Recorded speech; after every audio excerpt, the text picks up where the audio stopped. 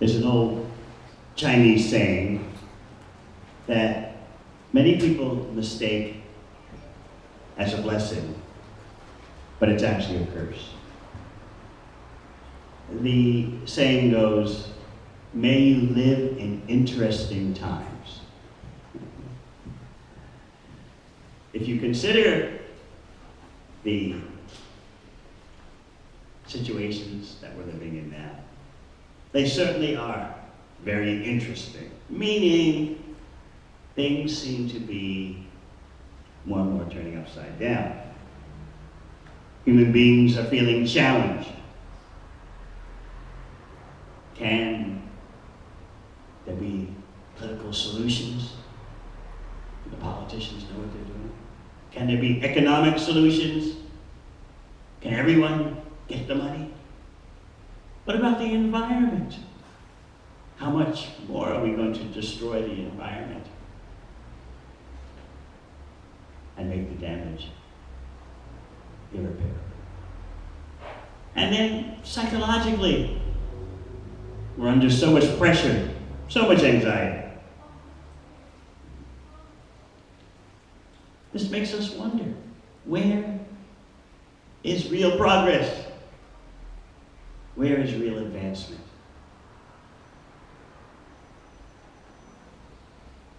From the viewpoint of the ancient yoga texts, human society has missed the point. That's kind of difficult to understand for some, because they say, well, look at all the technological proliferation. Look at all the economic activity. Yes, we've damaged the environment, but probably the future generations will sort it all out.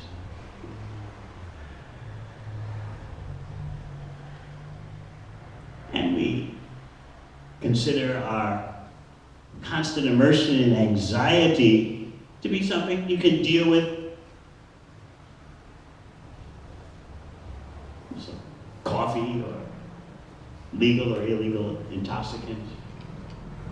They help you cope. So this way we can try to hide from our overall existential and planetary situation.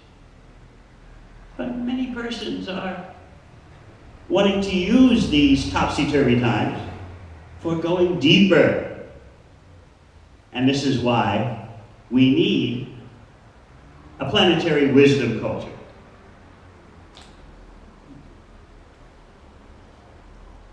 A wisdom culture that goes beyond just everyday experience of the body and the mind. In other words, when we look at the real gift of the yoga and meditation systems, especially as presented in the prime Bhakti Yoga text, Bhagavad Gita, which presents the pinnacle of the yoga ladder. When we look at those systems of yoga and meditation, at their top level, we find that our real focus in life should be beyond the body and mind, beyond physiology, psychology. Where do we get that kind of information? Where do we get that kind of technique?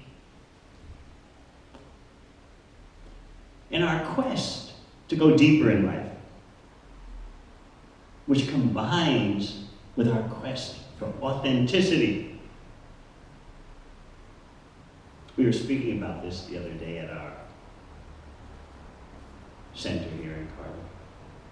How a decent human being wants to be authentic, to be for real. It's becoming more and more difficult.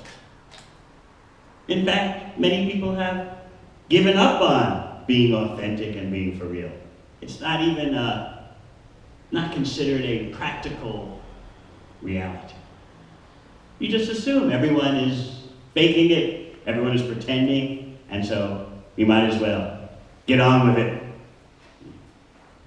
Whether in terms of relationships, whether in terms of our work or our studies, you just Gotta do what you gotta do to survive. And if someone can help you make it through the day and night, at least temporarily, then you consider they're a friend, they're a lover, they're a family member. Just help me get through the next 24 hours. In this way, our aspirations, our hopes have shrunk. But we think such a shrunken state of hopes and aspirations is being practical and pragmatic. How much can you really expect from the world? In fact, we may consider that we live in the real world as opposed to the world of the spiritual dreamers. While some are having non-material aspirations, we may say that we're being practical and down to earth. The world is the way it is. Our life is the way it is. And so you just gotta do what you can do and leave it at that.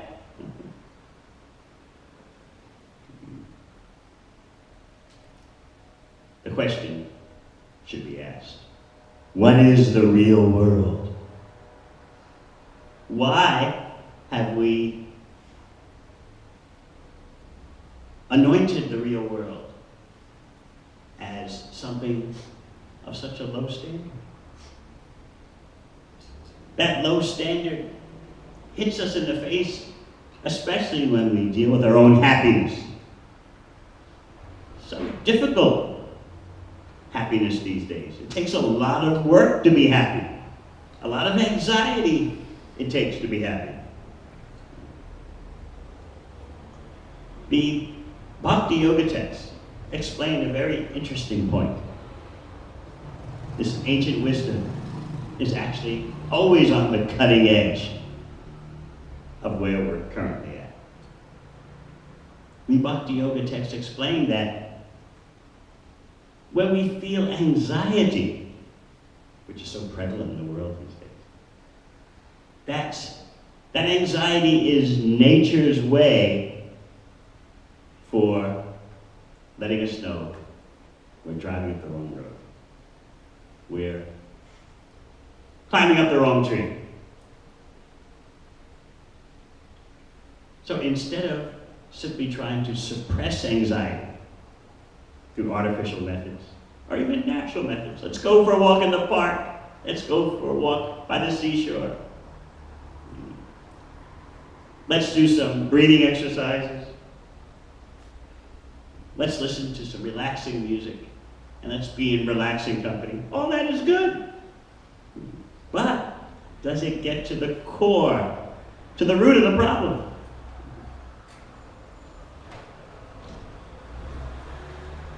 Why not consider the reality of anxiety head on? That I could be misaligned, I could be disconnected.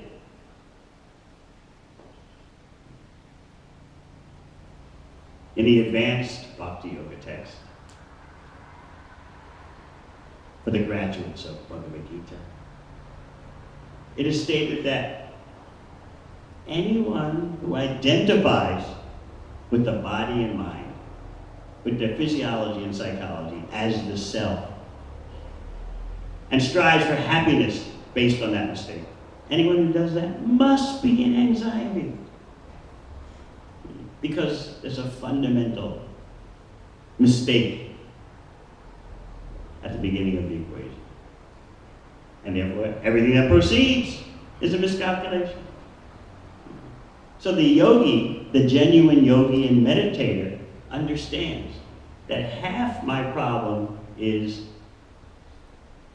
mistaken identity with the body and mind as the self. But then you rightfully will say, I can appreciate that theoretically, but what am I supposed to do with my life? Isn't life in this world And life in this body, all about doing bodily things and doing psychological things. Isn't that what it's all about? Yes, we must take care of our equipment. We must take care of the body and mind. We should live a lifestyle that allows for a healthy body and mind. But remember, the body and mind are simply our equipment. We've got to take care of our equipment, but we're not the equipment. Those of you who have read the prime Bhakti Yoga text, Bhagavad Gita, the Song of the Supreme Atman, you find that Krishna's first lesson is that we're different from our equipment. The apparatus of the body, the apparatus of the mind, we're different from that. And that means our happiness is different. So just consider, it could be that our frustrations in trying to be happy are because our happiness is based on the wrong foundation. We're searching, we're looking in the wrong place.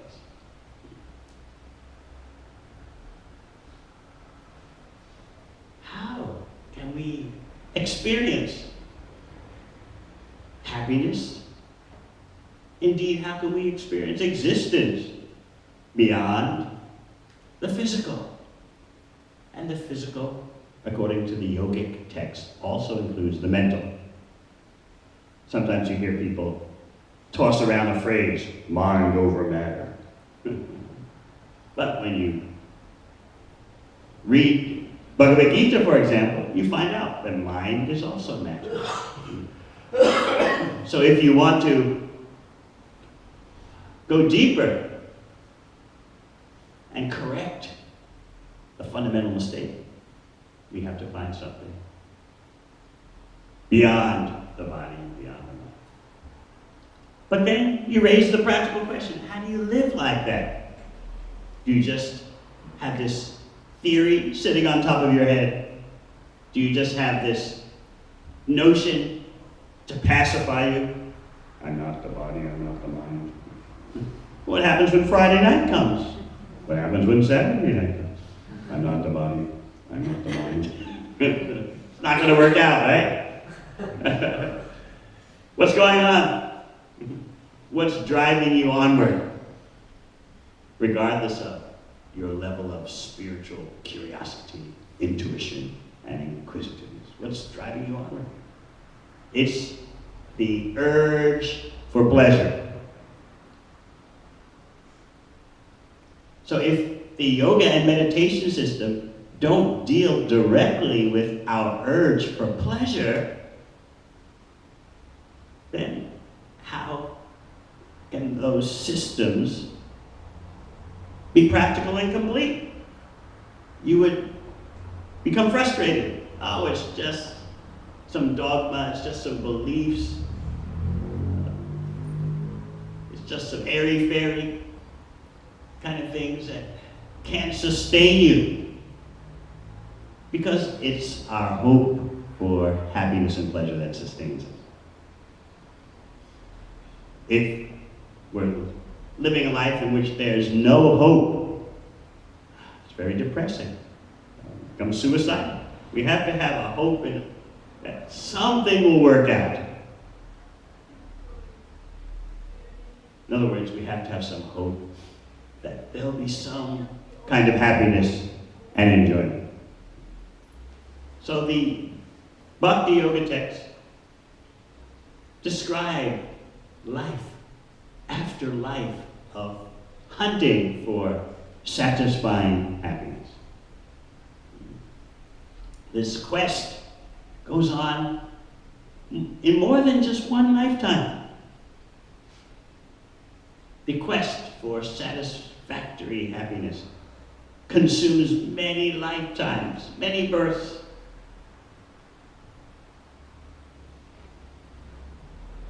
And causes us to change so many bodies. So, why not focus on this central dynamic? I want to enjoy, I want to be. That's what's motivating us through our work, through our studies, through our attempts at relationships.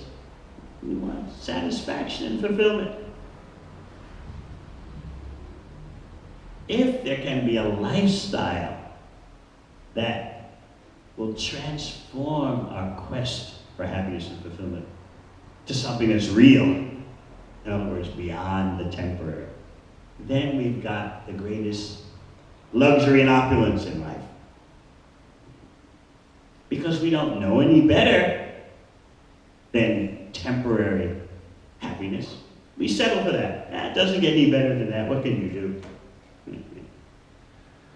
In this way, we sell ourselves short. We sell ourselves cheap. That's the way the world is. A few days ago, at our center here in Cardiff, I was talking about this notion. It's called the resignation theory. That, in other words, you resign yourself to accepting. It's the way the world is. What do you want out of me? I didn't make it this way. I'm just trying to cope the best way I can, Trying not to hurt so many people, What can be done? Don't blame me. I didn't make the scene like this. I'm just trying to get through the day and night, It's a resignation theory in which we render ourselves innocent. I didn't make this mess. The environment, I didn't do it. The political mess, I didn't do it. The economic mess, I didn't do it. All the anxiety and stress, I didn't create that scene. Just little old me trying to be happy and fulfilled. That's it. And naturally, in your efforts to be happy and fulfilled, you may step on a few toes, but just keep it to a minimum. Try not to hurt so many persons. So that's how we excuse ourselves from responsibility. But the genuine yogis and meditators know that my quest for happiness and fulfillment and satisfaction means I have to take responsibility. That means I have to understand what is actually real happiness and real fulfillment. And that takes wisdom. First it takes wisdom, and then you have to apply the wisdom.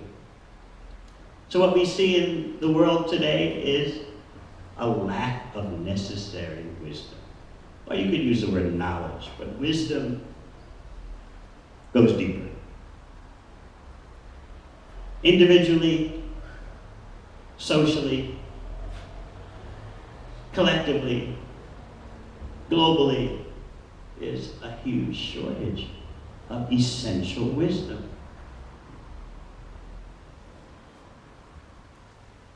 Let's consider what Krishna says in Bhagavad Gita.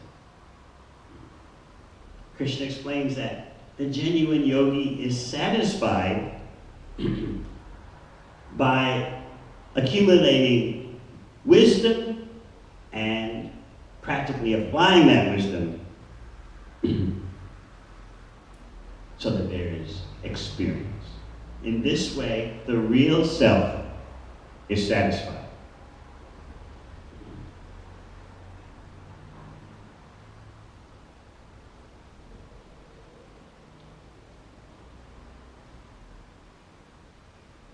Real wisdom should be experienced. Is there a technique, or are there techniques for experiencing the non-material reality, the non-material fulfillment? We have the greatest need for that. Because as long as people lack these pearls of yogic wisdom, they're going to think, I am this body, and therefore my whole life is dedicated to satisfying this body, this mind. And your body and mind are different. Therefore, we disagree, we even fight. And you can see throughout the world, humanity still hasn't learned its lesson about not banding together tribally and seeking to blame or fight another tribe. After all the world wars of the 20th century, the same misunderstandings are still there. I am from this tribe, you are from that tribe. People focus on ethnicity. They focus on nationality. They focus on gender preferences.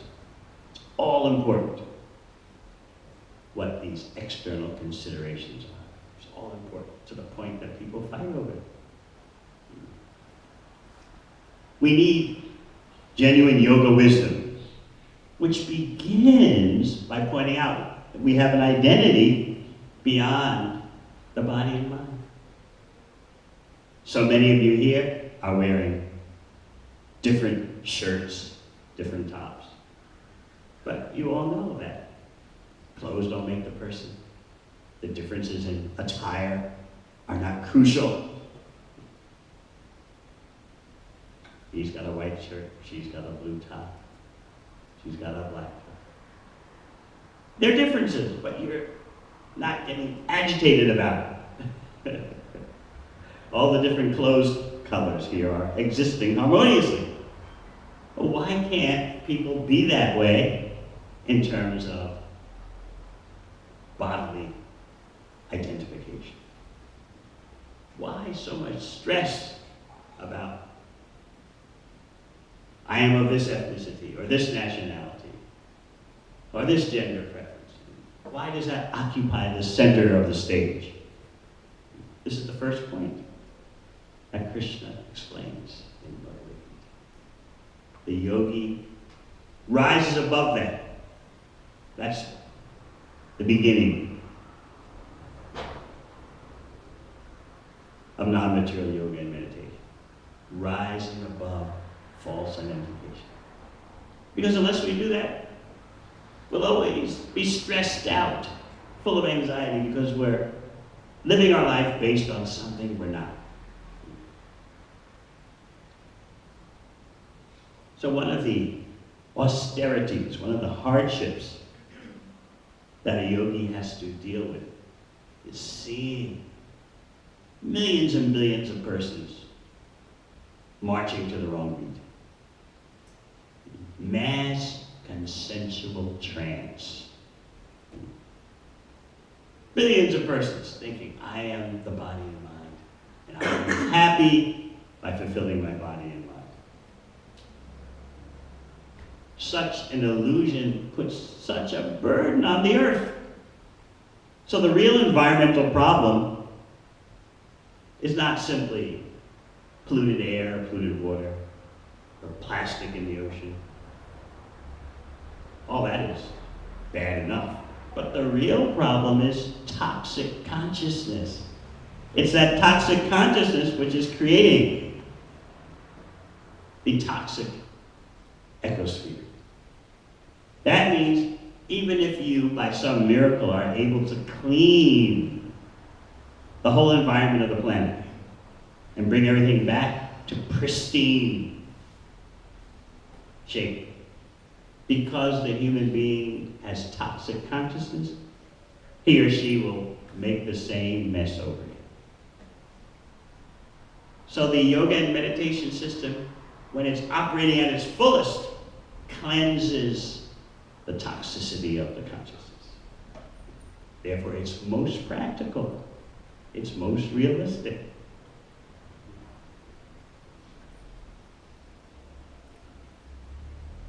The famous British scientist, the late Stephen Hawking, was fond of saying that we've ruined this planet.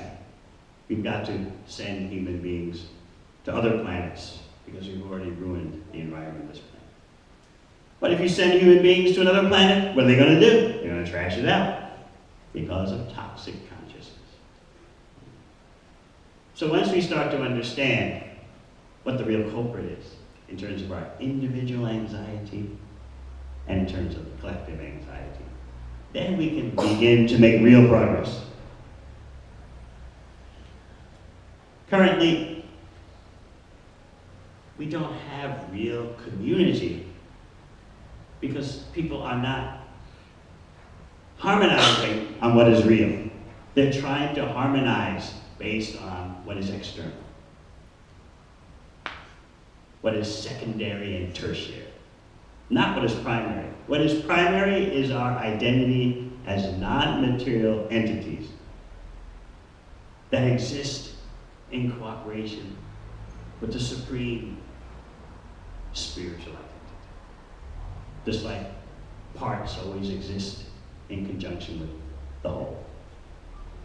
And many persons talk about being holistic, but where do we get knowledge of the complete package, the complete everything, of which we are just a part? So yes, you want holistic food, you want holistic health, everything holistic as much as possible. But what is the knowledge? Where's the wisdom of the complete whole, that ultimate source? Such knowledge and experience of the complete whole, the ultimate source, is the ultimate gift of the yoga and meditation system. So my point I'd like you to think about is that the yogic wisdom, especially the bhakti yoga knowledge, is extraordinarily practical and relevant for our daily lifestyle. In fact, what Krishna is presenting in the prime bhakti yoga text, Bhagavad Gita, is what I like to call lifestyle engineering. How to transform your lifestyle, engineer your lifestyle, so that you indeed can get the wisdom you need and apply that wisdom so that you get experience. Because, as Krishna himself explains, without getting a higher experience of pleasure, there's no way you're going to relinquish the illusory pleasures. You're self-interested, and you're a pleasure hunter, you're pleasure seeking, fulfillment seeking. So unless we can upgrade our experience of pleasure and fulfillment, we're going to stick to the illusions. No doubt about it. For example, if you observe the political scene, the social scene, the environmental scene, you see that after all is said and done, people simply stick to their old habits. There may be some brief flurry of change, but then everything goes back to its karmic set point, which means business as usual, same old, same old. There are hopes. This time, human society is going to sort itself out. But again and again, you see, the same problems arise. The same strife, the same confusion, the same exploitation, the same bewilderment. So we need a higher source of wisdom so that we can form our communities around such wisdom and proliferate a wisdom culture. What is a genuinely wise person? Krishna explains this in the last chapter of Bhagavad Gita. The kind of persons we need to develop and foster are those who can control their mind and senses. Without that, there's no hope for higher levels of living. But tell me, when's the last time anyone asked you, can you control your mind and senses? This is not considered relevant. Control my mind and senses? That doesn't sound like fun. All the good stuff is about having uncontrolled mind and senses. But those who are climbing on the yoga ladder, they know that the more you can discipline your mind and senses, the more peaceful and content your life is. So Krishna explains that the ideal wise person can control the mind and senses, is peaceful, tolerant of external agitations, honest, straightforward in dealings,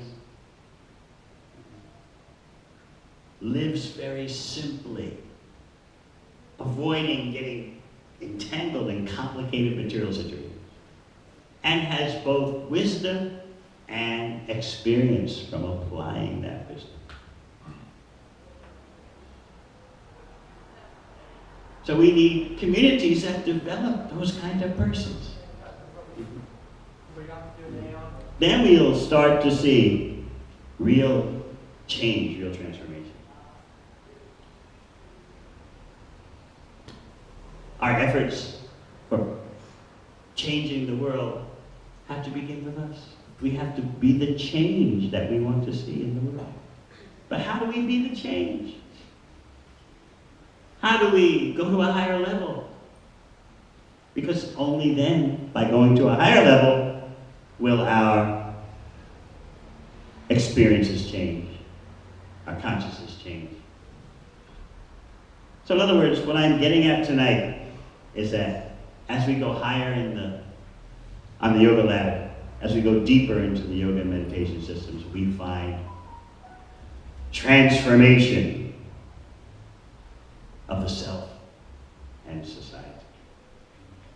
But we need the wisdom that will bring about lifestyle engineering.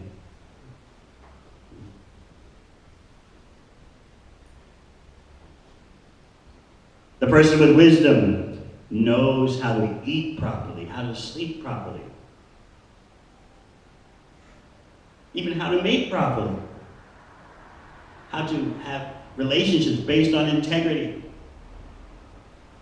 rather than relationships based on physical and mental exploitation.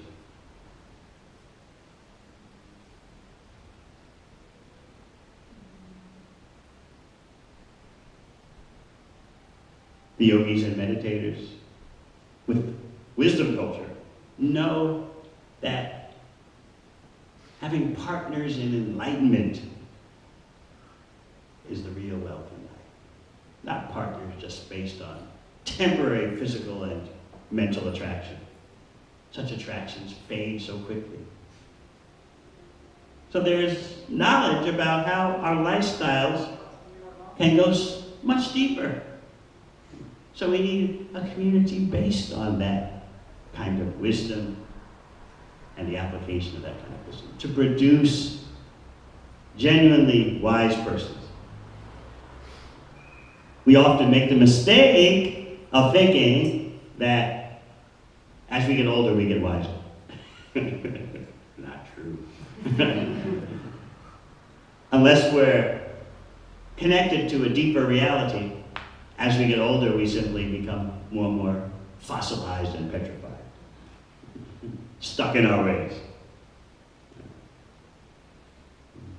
Now, according to social science, psychological and social research, generally, when you become elderly, you're happier than when you were in your 20s and 30s, simply because you have lowered your expectations. But you know, when you're in your 20s and 30s, you have such hopes for your material fulfillment, especially your body. Oh, my body is going to feel this, my body is going to do that. It's amazing how much of our vision for fulfillment is tied up with our hormones. When you're in your 20s and 30s, that's what's going on. You see hope for the drives of your hormones. But then, when you become elderly, you become more accepting, So this is why social surveys show that older persons are generally more happy because they just dropped so many expectations that turned out to be false. Whereas younger persons are brimming with expectations. Just like in relationships, for example. You may know that a few years ago, the United Nations did a global study on why there's so many relationship problems, meaning marriage problems. And you know what they found? They spent $17 million on this study. Why there's so many marital relationships. And they found that the number one culprit is too high expectations. Too high expectations. That's the number one destroyer of partnerships, relationships. I was telling that to one person I know. I was telling her about this UN study. I said, you know, it cost $17 million. And they came to that conclusion. She told me, well, they could have given me the $17 million. I could have told them that.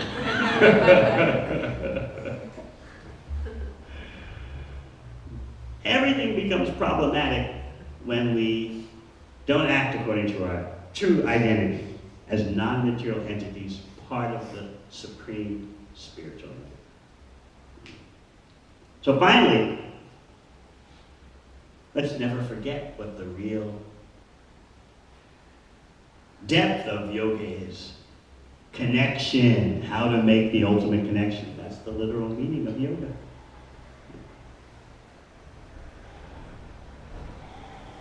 How to make that ultimate connection and act according to that ultimate connection.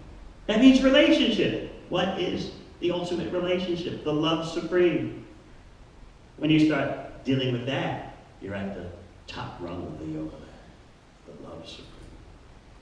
The relationship between the tiny, minute particle of spiritual consciousness that we are and the supreme consciousness. And the Bhakti Yoga text explained that that supreme consciousness is unlimitedly attractive. Therefore, someone who has purified consciousness cannot help but be attracted to that unlimitedly attractive ultimate source.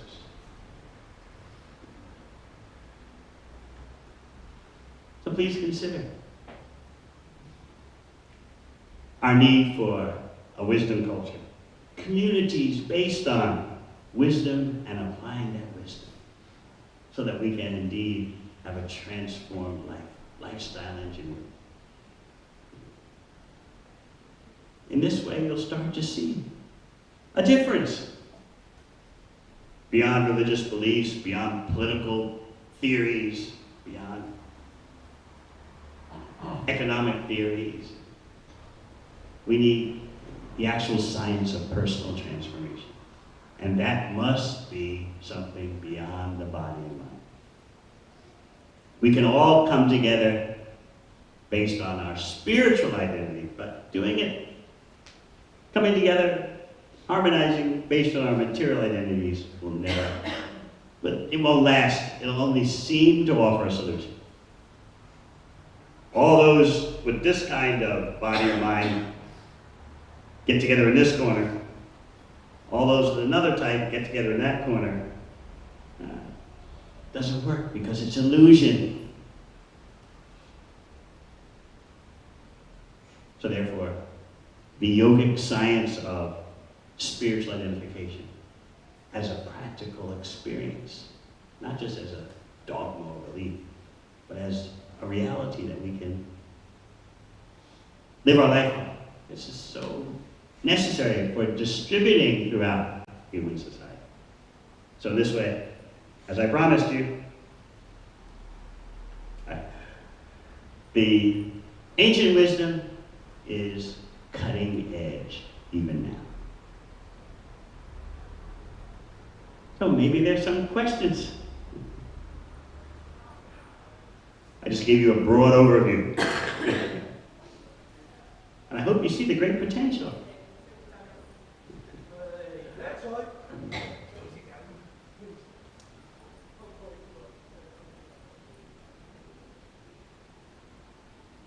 Yes. How do we lead the spiritual lifestyle, but then still be part of this material world? Those of you who went to Sunday school when you were little may remember something the good book says. I went to Sunday school when I was little.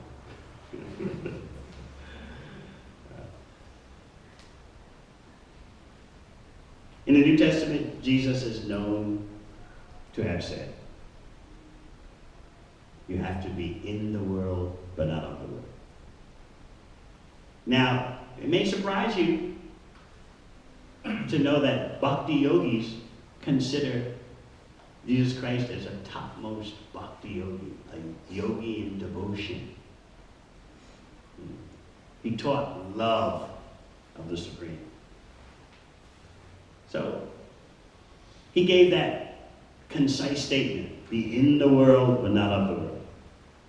But where is the knowledge for living like that? It's not given. But when you actually get into the whole yogic science of lifestyle, you find all the tips, all the procedures, all the methodologies for how to be in the world, but not of the world. It seems like a contradiction, a paradox. How do you be in the world but not of the world? How do you live underwater without getting wet? It's actually mystical. So the topmost mysticism, for those of you who want to develop mystic powers, the topmost mystic powers are about how to live in this world without being touched by illusion. How to live in this world so that you are connected to that ultimate source. You're connected to Krishna, the unlimitedly attractive. Even as you live your daily life. There's an art, science, and culture for that. It's not that you have to become a monk. It's not that you have to go live on top of a mountain in a cave in the Himalayas or something. No. The bhakti yoga knowledge is practical. It shows you how to arrange your lifestyle so that all your activities are connected to that ultimate source in pure love. We simply require wisdom and the application of wisdom. Nice question. Yeah. There's a scientist called Masaru Emoto who said that mental health and physical illness were just like ailments of like modern society because of our disconnection with the natural world. So do you believe that like anxiety and sort of mental health as part of anxiety could be related to the biosphere? Let's look at the prime Bhakti Yoga text, Bhagavad Gita. There Krishna explains that everything proceeds from subtle to gross. So in other words, your physiology is affected by your psychology. You get a particular type of body according to your state of mind at the time of death in your previous birth. So in other words, your subtle body, your mind, is the template upon which your next physical body is formed. So that's the yoga knowledge of changing from one body to another.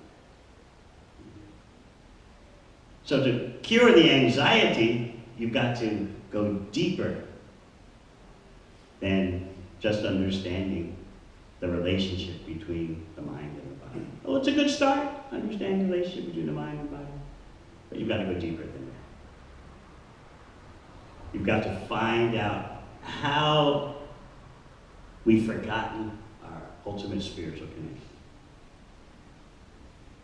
So if the person that you quoted can point that out, well and good. Thank you for bringing it up. Anything else?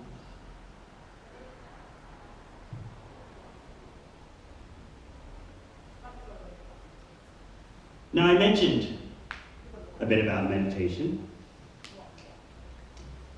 We're going to interest you in a brief group meditation session. Mantra meditation. Well, mantra is not any kind of sound. Sometimes people think that. A mantra is actually authentic, prescribed sound for taking you to a higher place. The Sanskrit word itself, mantra, means a sound vibration that can deliver your mind from illusion, because it's illusion that's causing the anxiety, and reconnect your consciousness with the Supreme Consciousness. That's the purpose of a genuine mantra. So, many of you know the Maha Mantra, the Hare Krishna mantra. We'll just, if you allow, try it for a few minutes. And I assure you, it'll do you no harm. It's one of the most ancient yoga practices. Sound vibration, sonic therapy. How to purify and transform your consciousness with sound. And in this way, you can elevate yourself beyond all the illusion and contamination that we have to go through day and night.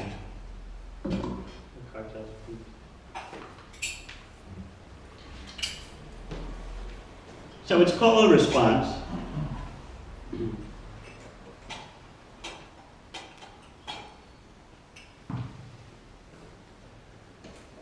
I'll sing the mantra, and many of you know it, and then you respond. I'll sing a simple tune, I promise.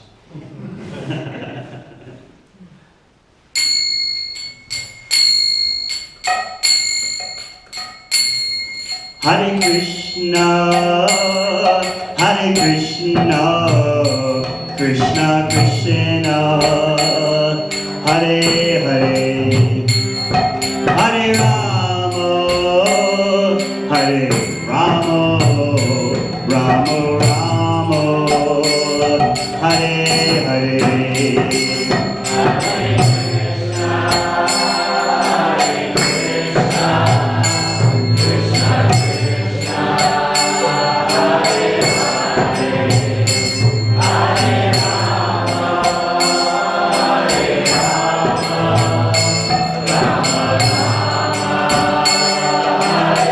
Hare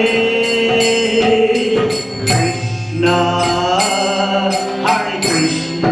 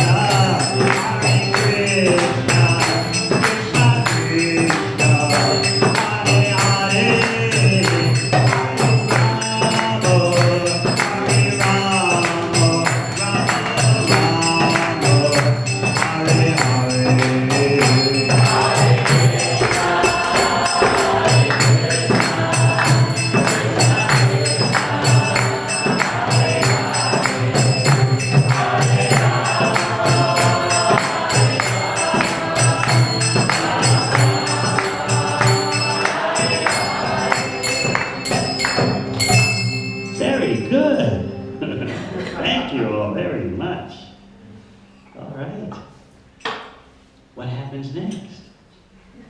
We're going to be eating very soon. Oh, you've definitely earned your supper.